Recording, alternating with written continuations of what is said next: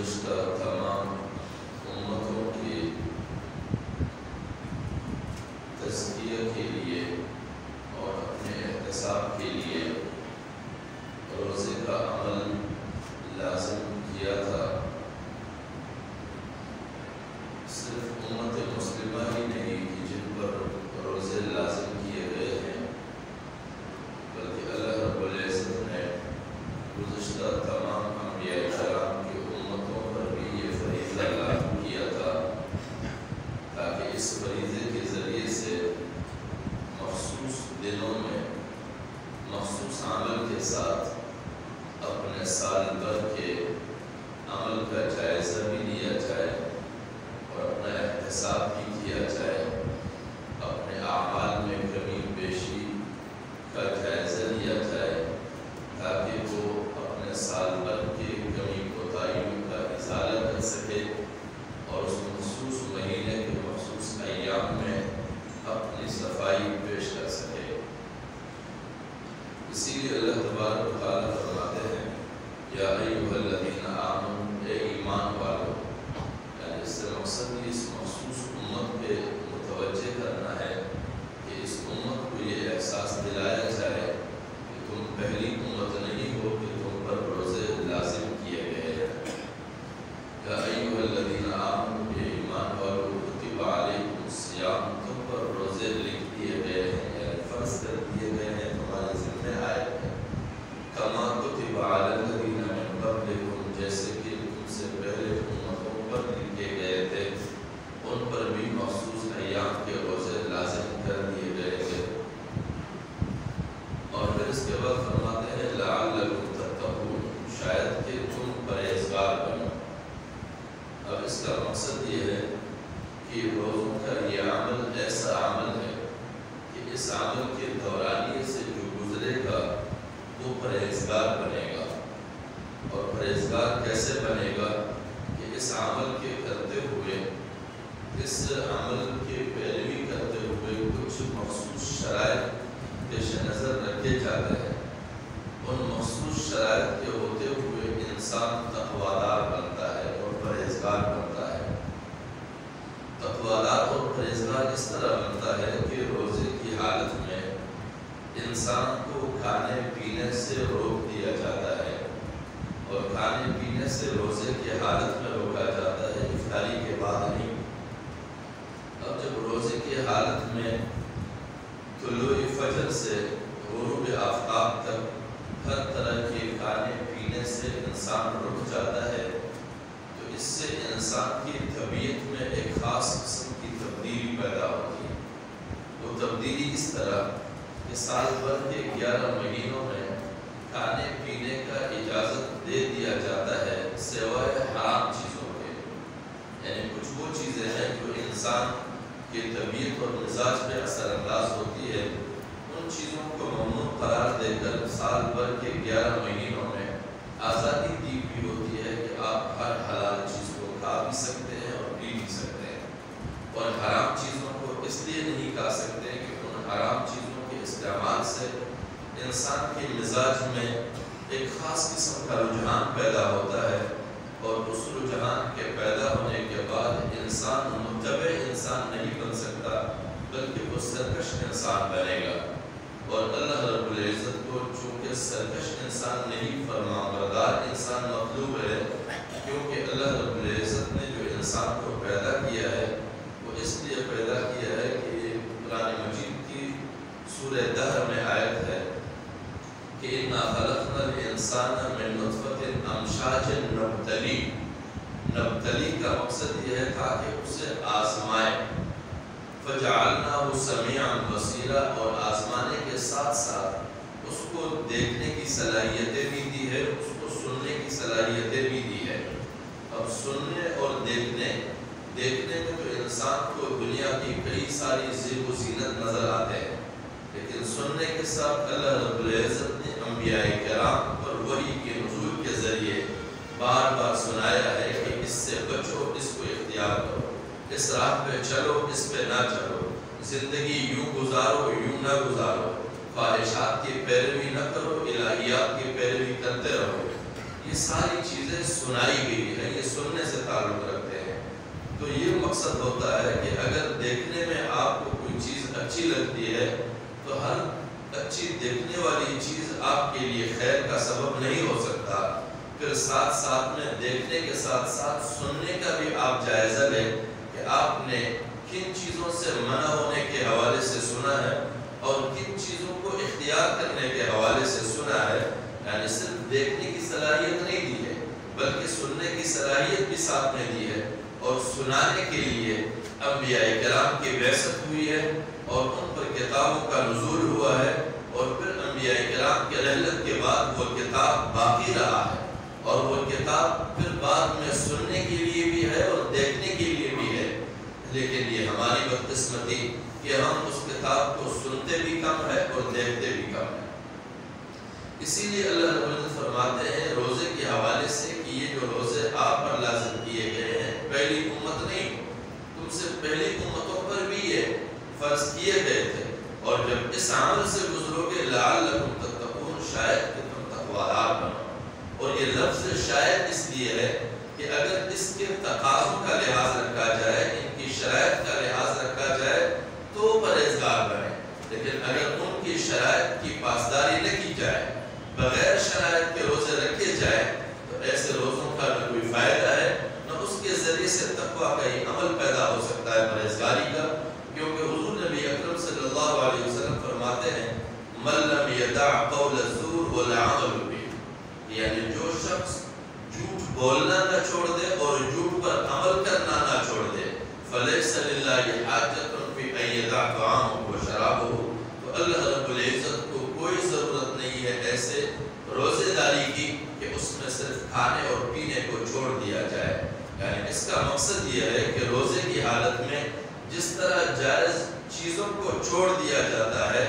تو ان چیزوں پر ہماری زندگی اور توانائی کا انحصار ہے کہ اگر کھانے اور پینے کو مسلسل چند روز چھوڑ دیا جائے تو جتنا بھی طاقتور انسان ہوگا وہ لیٹ جائے گا، وہ اٹھنے کے قابل نہیں رہے گا، وہ بولنے کے قابل نہیں رہے گا، وہ پہچاننے کے قابل نہیں رہے گا۔ تو ایسی چیزوں کو بھی ایک حکم الہی کے بنیاد پر محدود دورانیے کے دوران چھوڑنے کا جب کہا گیا ہے، اور ان چیزوں کو بھی انسان چھوڑ سکتا ہے، تو وہ چیزیں انسان کیوں نہیں چھوڑ سکتا جس پر انسان کی زندگی کی کسی مرحلے میں بھی زندگی کا کوئی انحصار نہیں ہے۔ اور وہ چیزیں کیا ہے؟ وہ نفرت ہے، وہ بغض ہے، وہ حسد ہے، وہ گالم گلوچ ہے، وہ نفرتیں ہیں، وہ عداوتیں ہیں، وہ فسادات ہیں، کئی ساری وہ چیزیں جو منکرات میں شامل ہیں، جو اللہ رب العزت کو ناپسند ہے، جن کو ممنوعات میں سے شامل کر دیا گیا ہے۔ تو ہم اگر ایسی چیزوں کو چھوڑ سکے ہیں جو ہماری جسم کی ظاہری توانائی کا ان پر انحصار ہے، تو وہ چیزیں ہم کیوں نہیں چھوڑ سکتے جن کے اوپر ہماری زندگی کے کسی مرحلے اور کسی لمحے کا کوئی انحصار نہیں۔ اسی لیے اللہ رب العزت فرماتے ہیں کہ لعلکم تتقون، شاید کہ تم تقویدار اور پرہیزگار بنو۔ یہ شاید کا لفظ اس لیے ہے کہ ہم ان کے شرائط کی پاسداری کریں۔ کہ روزہ کب تقویدار بناتا ہے کہ جب ان کی شرائط کو پیش نظر رکھا جائے۔ اور اس آیت کے بعد یا ایھا الذین آمنوا کتب علیکم الصیام کما کتب علی الذین من قبلکم لعلکم تتقون۔ پھر فرماتے ہیں ایام معدودات، یہ گنتی کے ایام ہیں، زیادہ نہیں ہے کہ اس سے انسان گھبرا جائے، اس سے انسان مغلوب ہو جائے کہ یہ میں کیسے رکھوں گا، جبکہ آدمی اس بات کا اندازہ کرے کہ قرآن مجید کا ابتداء نزول کن خطوں میں ہوا ہے، عرب خطوں میں ہوا ہے، اور آج بھی ان موسموں میں جب لوگ عمرہ کرنے کے لیے جاتے ہیں یا ایسے موسموں میں حج پہ جاتے ہیں تو وہاں پر گرمی کی حالت کا انسان اندازہ لگا سکتا ہے کہ کتنی شدت کی گرمی پڑتی ہے، اور عرب کے وہ خطے ریگستان ہیں، اور ریگستانوں میں جو گرمی پڑتی ہے وہ کتنی شدت کی پڑتی ہے۔ اس زمانے میں ہم کئی لحاظ سے عذر تلاش کرتے ہیں، میں گرمیوں میں ڈیوٹی کے لیے جاتا ہوں، میں گرمیوں میں پیپر دینے کے لیے جاتا ہوں، میں گرمیوں میں کلاسز لینے کے لیے جاتا ہوں۔ یہ ساری چیزیں اگر دیکھی جائے تو اس زمانے کے وہ لوگ وہ اکثر گھلے بانے کی زندگی گزارتے تھے، وہ اونٹ چرایا کرتے تھے، وہ اونٹوں پر اپنے تجارتی قافلوں کا سفر طے کیا کرتے تھے اور ان تپتی ہوئی صحراؤں میں سے ریگستانوں میں سے گزر کر ان کا جانا ہوتا تھا، اس وقت کی اس امت پر اللہ رب العزت نے جو روزے فرض کیے تھے وہ کوئی ظلم کا عمل نہیں تھا، کیونکہ اللہ رب العزت کبھی بھی ایسا عمل کا مکلف نہیں بنا تھا کہ جس عمل کی استعداد انسان میں نہ ہو۔ اللہ رب العزت کی پیدا کردہ مخلوق ہے، انسان اپنے تکنیک سے اور اپنی صلاحیتوں سے ایک مشین ایجاد کرتے ہیں اور اس مشین کو پھر سخت سے سخت چیزوں میں استعمال کرتے ہیں۔ اس بنانے والے کو یہ پتہ ہوتا ہے کہ یہ مشین کتنے استعداد رکھتا ہے، کتنا لوڈ اٹھاتا ہے، اور اگر کوئی اگلا دیکھے کہ اتنے بڑے پہاڑ پر ایک اتنا چھوٹا ایکسکیویٹر جو زیادہ سے زیادہ 20 بائی 20 فٹ کا ہے، وہ اتنے اونچے پہاڑ کو کیسے توڑے گا، تو یہ عقل سے نہیں پرکھا جائے گا بلکہ اس کی اندرونی ساخت کے مٹیریل کا لحاظ رکھا جائے گا۔ اللہ رب العزت نے بھی انسان پر فریضے لاگو کرتے ہوئے انسانی طبیعت کے ساخت کو دیکھا ہے، کیونکہ اللہ رب العزت ہی اس کا خالق ہے کہ اور نہیں ہے۔ انسان خود اپنے آپ کا خالق نہیں ہے کہ وہ اندازے لگانے بیٹھ جائے کہ میری یہ مصروفیات ہے، اس لیے میرے لیے روزے رکھنا مشکل ہے، لہٰذا میں کون سا عذر تلاش کروں، میں کون سا بہانہ میڈیکلی تلاش کروں، کس ڈاکٹر سے مشورہ لوں۔ ایسی باتیں نہیں۔ ہاں البتہ اگر واقعتاً کوئی مریض ہے، وہ آیت میں ہے فَمَنْ كَانَ مِنْكُمْ مَرِيضًا أَوْ عَلَى سَفَرٍ، اگر کوئی بیمار ہے یا حالت سفر میں ہے تو لازماً کوئی نہ کوئی دشواریاں ہیں، ان کے لیے رخصت ہے۔ اللہ رب العزت فرماتے ہیں ایام معدودات، چند گنتی کے دن ہیں، اور ان دنوں میں روزہ رکھ دیا جائے۔ فَمَنْ كَانَ مِنْكُمْ مَرِيضًا أَوْ عَلَى سَفَرٍ، اگر پھر بھی تم میں سے کوئی مریض ہے یا حالت سفر میں ہے، فَعِدَّةٌ مِّنْ أَيَّامٍ أُخَرَ، ان پر بعد کے دنوں میں گنتی ہے۔ گنتی کا مقصد یہ ہے کہ متعدد ایام ہے، زیادہ نہیں ہے۔ پچھلی امتوں پر تو ایسے تھے کہ سال بھر میں ایک روزہ رکھے، ایک افطار کرے، ایک دن روزہ ایک دن افطار، 2 دن روزے ایک دن افطار، ایک دن روزہ 2 دن افطار، ہر ہفتے میں ایک روزہ، ہر مہینے میں چند روزے۔ یعنی اس امت پر تو اللہ رب العزت کا خاص احسان ہے کہ سال بھر میں ایک مہینہ، اور اس کو ہم نے خود اپنے تصورات کے بنیاد پر بگاڑ کے رکھ دیا ہے۔ وہ ہم نے کیسے بگاڑا کہ ہم نے اس مہینے کو سیزن کا مہینہ بنا دیا، اور سیزن کون سا؟ کاروباری سیزن، عباداتی سیزن نہیں، جبکہ یہ عبادت کا سیزن ہے۔ بنیادی طور پر قدیم زمانے میں انبیاء حضور نبی اکرم صلی اللہ علیہ وسلم اور صحابہ کرام کے ادوار میں تو اس مہینے میں لوگ زیادہ سے زیادہ کوشش کرتے تھے کہ اگر وہ روزگار پر ہے، کاروباری زندگی سے متعلق ہے، تو وہ اتنا کمائے کہ اپنے رات گزارے اور اپنا دن گزارے، اور پھر بیچے بھی اس لیے کہ میں کسی کے معاونت کا ذریعہ بنوں تاکہ کوئی مجھ سے خریدے، بسہولت اس کو ملے، وہ بھی گھر میں افطاری اور سحری کا بندوبست کر سکے تاکہ میں اس کی افطاری اور سحری میں معاون کے طور پہ حصہ دار بنوں۔ لیکن اب کیا ہے؟ اب تو یہ ہے کہ میں زیادہ سے زیادہ بندوبست رمضان سے پہلے کروں تاکہ رمضان میں زیادہ سے زیادہ مال لگاؤں اور زیادہ سے زیادہ مہنگا بیچوں اور زیادہ سے زیادہ گھرے اور کوٹھے کو ملا کے بیچوں، تاکہ میں اس مہینے میں اتنا ظلم کروں کہ میرا 11 مہینے بھر میں اتنا ظلم نہ ہوا ہو کبھی۔ یہ روزے کا تو تصور ہی بگاڑ دیا، جبکہ روزے کا مقصد یہ نہیں ہے حاسبوا قبل ان تحاسبوا، کہ اپنا احتساب کرو قبل اس کے کہ تمہارا احتساب کیا جائے۔ اب اس مہینے کو ہر ایک نے سیزن کا مہینہ بنایا ہوا ہے، چاہے آپ مارکیٹوں میں کپڑوں والوں کے پاس جائیں، چاہے آپ فروٹ والوں کے پاس جائیں، چاہے آپ پرچون والے کے پاس جائیں، یہاں تک کہ ہمارے حفاظتی ادارے پولیس والے بھی روڈوں پر کھڑے ہو کر وہ بھی سیزن کے تلاش میں ہیں۔ رمضان کا مہینہ، اب رمضان کا مہینہ اس لیے ہے کہ رشوت میں اضافہ کیا جائے، یا رمضان کا مہینہ اس لیے ہے کہ اللہ کے بندے تم توبہ کرو؟ رمضان کا مہینہ تو اس لیے ہے کہ اس میں روز توبہ کیا جائے، اور اگلی آیت جو اس میں ہے کہ شہر رمضان الذی کا بنیادی مقصد یہ بتایا گیا ہے کہ ماہ رمضان وہ ہے کہ جس میں قرآن اتارا گیا ہے. قرآن اتارا گیا کا مقصد یہ ہے کہ اس قرآن کے جانب متوجہ ہو جاؤ اس مہینے میں کہ وہ تمہیں کہتا کیا ہے, وہ بتاتا کیا ہے, زندگی کے حوالے سے کیا سلیقہ سکھاتا ہے, اللہ کے جانب رجوع کے کیا اسلوب بتاتے ہیں, کس طرح رجوع کرنا چاہیے. لیکن یہ سرکش امت ہے کہ ماہ رمضان میں ہم مزید بگڑ جاتے ہیں. حالانکہ روایت ہے کہ اس مہینے میں شیطان قید کر دیے جاتے ہیں, جنت کے دروازے کھول دیے جاتے ہیں. لیکن عجیب امت ہے ہم کہ ہم شیطان کے قید کرنے کے بعد, قید ہو جانے کے بعد ہم خود ان کی ڈیوٹیاں سر انجام دینے لگ جاتے ہیں. ہم خود ان کی ڈیوٹیاں سر انجام دینے لگ جاتے ہیں اور جنت کے دروازے کھول دیے جاتے ہیں اور ہم اس سے یکسر غافل ہو جاتے ہیں. ان دروازوں کو کھٹکانے لگ جاتے ہیں جس میں ہماری دنیا اور آخرت کی تباہی. جب کسی امت کی, کسی قوم کی حالت میں حیث القوم یہ ہوگی, اس قوم کے حکمرانوں سے کیا خیر کی توقع ہوگی, اس قوم کے قانون نافذ کرنے والے اداروں سے کیا خیر کی توقع ہوگی. آج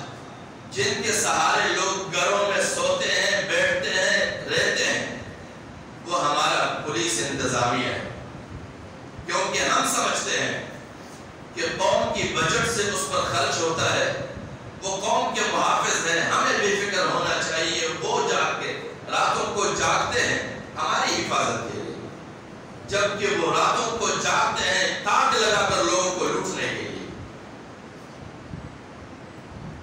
خود یہاں کی حالت یہ ہے ہماری اس گلاب 13 کی کہ ہم نے 17 تاریخ کو باقاعدہ گلبرگ تھانے میں درخواست دی ہے کہ یہاں پر منشیات نوشوں اور منشیات فروشوں کا بازار گرم ہے. اتنے مقدار میں یہاں اکٹھے ہوتے ہیں. ابھی تو روزہ ہو گیا ہے, شاید کچھ ہمیں نجات ملے. رمضان سے پہلے یہاں گیٹ کے آس پاس میں ان کا لین لگا رہتا ہے, کوئی اور نہیں. ان کی منشیات نوشی کی بدبو مسجد کے اندر تک آ رہی ہوتی ہے. اور جب ہم انہیں کہا جاتا ہے کہ یہاں سے ہٹ جاؤ ورنہ پولیس کو بلائیں گے, تو وہ کہتے ہیں آپ کس سے ہمیں ڈرا رہے ہیں, وہ خود ہمیں لا کے دیتے ہیں. اور ان کی اس بات کو نقل کر کے درخواست میں لکھ کے تانے میں دیا گیا کہ خدا کا خوف کریں, اپنے آپ سے اس داغ کو دھوئیں جو آپ پر لگایا جا رہا ہے. ہمیں توقع نہیں کہ آپ ایسے ہوں گے. لیکن جب حالات کا جائزہ لیا جاتا ہے تو مکیاں وہاں جمع ہوتی ہے جہاں پر گندگی ہو. صاف ستھری جگہ پر مکیاں جمع نہیں ہوتی ہیں. جب گندگی صاف کرنے والے اٹھائیں گے تو وہاں پر مکھیوں کا برمار نہیں ہوگا. اور نشیوں کا برمار وہاں پر ہوتا ہے جہاں پر ان کی ضرورت کی تکمیل ہوتی ہے. اور یہ بھی ہر عاقل اور بالغ شخص سمجھتا ہے کہ جہاں پر ان کی ضرورت کی تکمیل کی جاتی ہو, پولیس انتظامیہ کی رضامندی کے بغیر کسی صورت ممکن نہیں ہے. اور اگر ایسی چیزوں کے لیے پولیس تھانے کی رضامندی بھی موجود ہو تو پھر تو اللہ ہی حافظ ہو اس قوم کا, ان سے کیا خیر کی توقع کی جائے. اور جہاں پر ان سے ناجائز FIR کٹوانے ہو, چند ٹکے ان کے ہاتھ میں پکڑواؤ, وہ ٹکوں میں اپنے ضمیر کو بیچیں. یہ امتحان ہے. اور جب انہیں کہا جائے کہ تم نے ٹکوں میں ضمیر بیچا ہے, وہ کہتا ہے کہ جس پر میں نے بیچا ہے وہ میرے باپ نہیں ہے, تم بھی تو تم پر بھی بیچ رہا. اور یہ کوئی تراشیدہ باتیں نہیں ہیں. جو مسجد کے ساتھ معاملہ ہمارا ہوا ہے, یہاں کے آئیو گلبرگ تھانے کے ساجد حسین پیسے لے کر اس نے ناجائز FIR کاٹی ہے. اور پھر جب انہیں کہا کہ یہ کیا کر رہے ہو, خدا کا خوف نہیں, تو وہ کہتے ہیں تم بھی دو, تمہارے بھی ساتھ دوں گا. یہ اس قوم کی حالت ہے. تو ماہ رمضان میں بھی جب ہم توبہ نہیں کریں گے تو پھر کیا جو اس وقت جس حالات سے ہمارا سامنا ہے, اس سے بدتر حالات آئیں گے یا بہتر حالات آئیں گے؟ ہمیں خدا کی جانب رجوع کرنے کی ضرورت ہے, توبہ کرنے کی ہے اور ماہ رمضان کی حقیقت کو جاننے کی ضرورت ہے، اور ساتھ میں پولیس انتظامیہ کی خدمت میں عرض کروں گا کہ وہ اس علاقے سے، اس ایریا سے نشیوں کی صورت میں جو گندگی پھیلی ہوئی اس کو صاف کریں، اور اگر وہ صاف نہیں کرنا چاہتے ہیں تو ہم مجبور ہوں گے تو اگلے جمعے کو احتجاج کرنا پڑے گا، کیونکہ اس علاقے میں عزت دار لوگ رہتے ہیں، یہاں پر ان کے اہل و عیال رہتے ہیں، یہاں پر نوجوان بچے دیکھ رہے ہیں ہم کہ ان نشوں میں مبتلا ہو رہے ہیں، اور کل کی تو یہ حالت ہے کہ خود رات کو ایک پولیس سپاہی بھی نشیوں کے ساتھ بیٹھے ہوئے، خدا کا خوف نہیں ہے، ذمہ داریوں کی دھجیاں بغیر دی ہے، اپنے وردیوں کو، اپنے ذمہ داریوں کو دلالی کے طور پہ استعمال کرتے ہیں۔ اللہ کریم ہمیں توفیق بخشے